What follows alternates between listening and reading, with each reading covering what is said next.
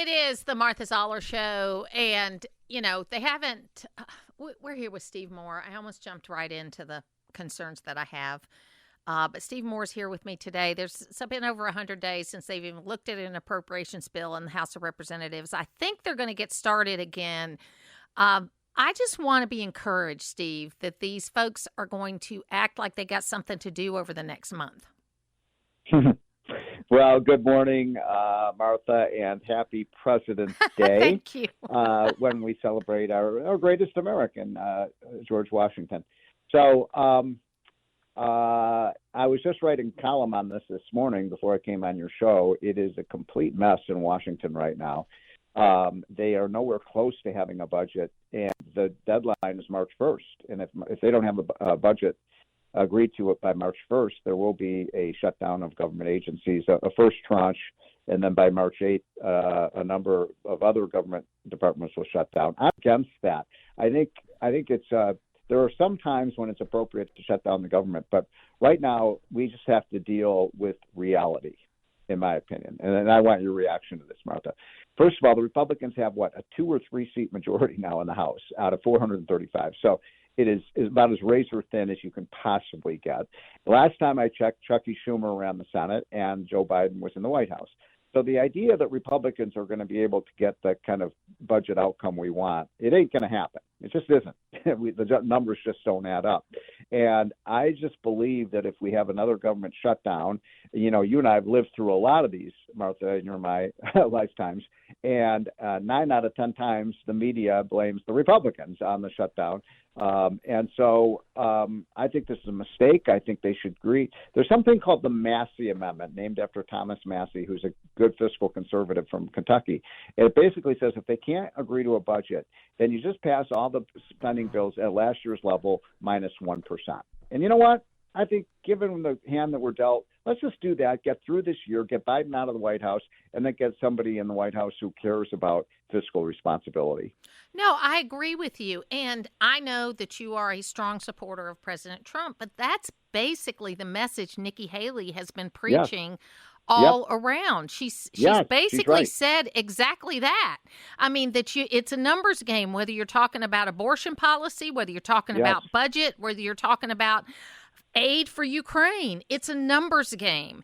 And whether you like it or not, we don't have a 40-seat majority in the House. And it's just nothing even close to that. Right. That's right. And the other thing we need to do, and I mentioned this last week on your show, but I want to repeat it, is that if we're going to pass new spending, quote, emergency spending bills, whether it's Ukraine, whether it's Taiwan, whether it's Israel, whether it's the border, everything has to be offset with other spending cuts. I just looked at these numbers literally a half hour ago before I came on your show. Do you know how much the United States government spends per household in America today? I don't know. Tell me.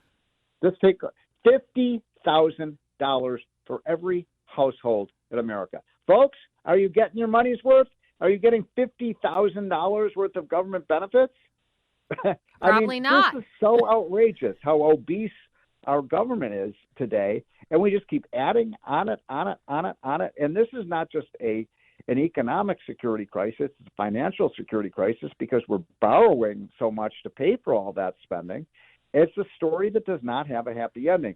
So you got to look, if Joe Biden is reelected president, God forbid, the spending is going to continue to go through the roof. That's all there is to it. That's why this election is critical. And I don't want to be sidelined by a little talk about, should we cut, $1 billion more out of this program, $1 billion more? No, we have to cut. And by the way, I said I favor the 1% cut in the Massey Amendment.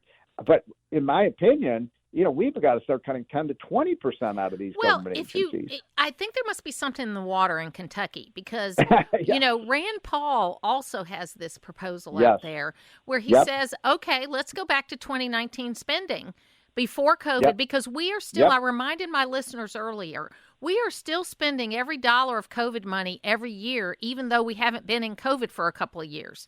Okay, because we never reduced the budget from what we increased it. So if you went back to 2019 spending and basically you could balance the budget if you went back to 2019 spending. You might have to add some more for defense. You might have to add some more in some couple of areas. It would be nothing like we're dealing with right now.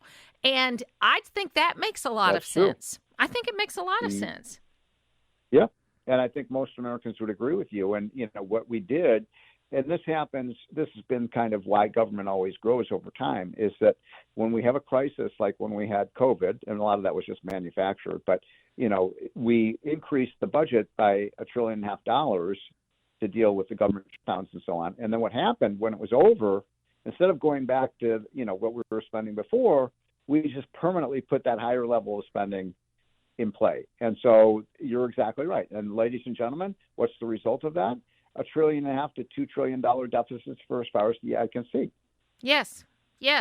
And, you've still got the president going around saying that he cut the debt by, he hasn't cut the debt. All he's done is add to it. And to me, it's disqualifying. Kind of math is that? It's disqualifying that he doesn't know the difference between debt and deficit. And I tell you what, we had this horrible thing happen in Russia on Friday where the dissident was killed. And there was a clip that was played around from President Biden from 3 years ago talking about this.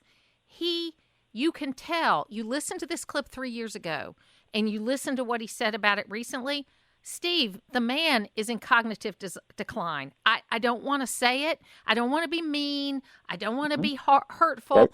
But you can listen to a clip from 3 years ago and a clip from last week, and there is no doubt that he is not the person he was 3 years ago. And if people think it's going to get better, it's not.